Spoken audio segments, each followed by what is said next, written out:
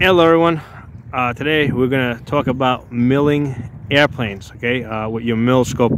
So I got JFK in front of me over there, so I got an airplane. So when you're looking at these large commercial airplanes, they're about 220 feet long. Now the vertical stabilizer is about 60 feet tall, right? That's the size of that vertical stabilizer.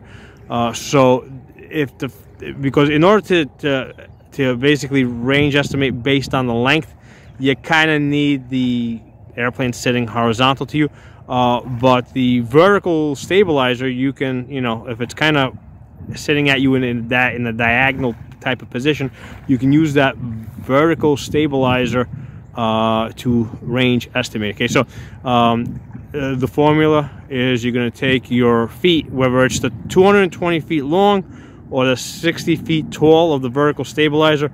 You're gonna take that, you're gonna multiply it by 12 to get it into inches, then multiply it by the conversion factor 27.77, and then divide it by the number of mils that you see in your scope. Okay, pause this for a second. Okay, so there's the primary arms, PLX compact 1:8 by 24, first focal point. And I have found this to be really ideal for trying to range estimate large things at a distance, because you got 200 mils on the vertical axis and 200 on the horizontal.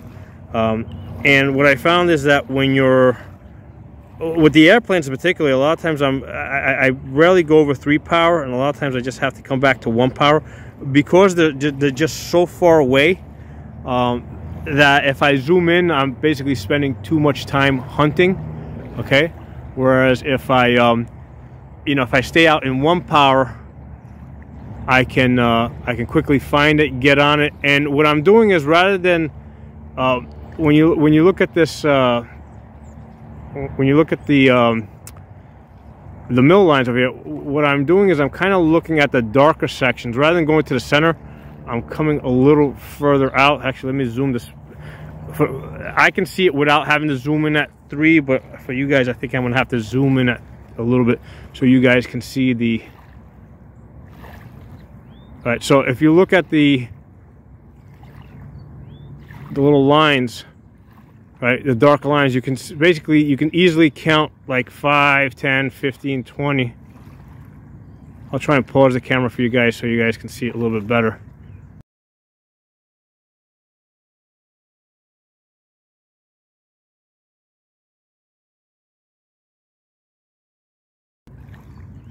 So that's a quick, easier way to basically get your, to get your measures. Rather than going to the center, stick to the darker part of the stadia lines, because those are subdivided into 5, 10, 15, 20s.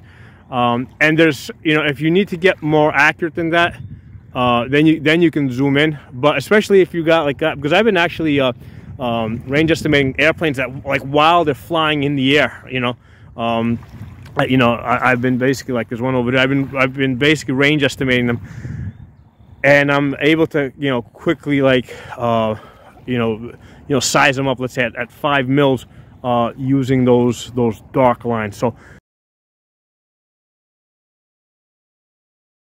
this is an excellent scope for like a real world application where you're not just shooting at the target, right? Because remember, a lot of times, when you look at these a lot of these military snipers, a lot of people think that they spend all the time like doing that 1 shot, 1 kill type of thing.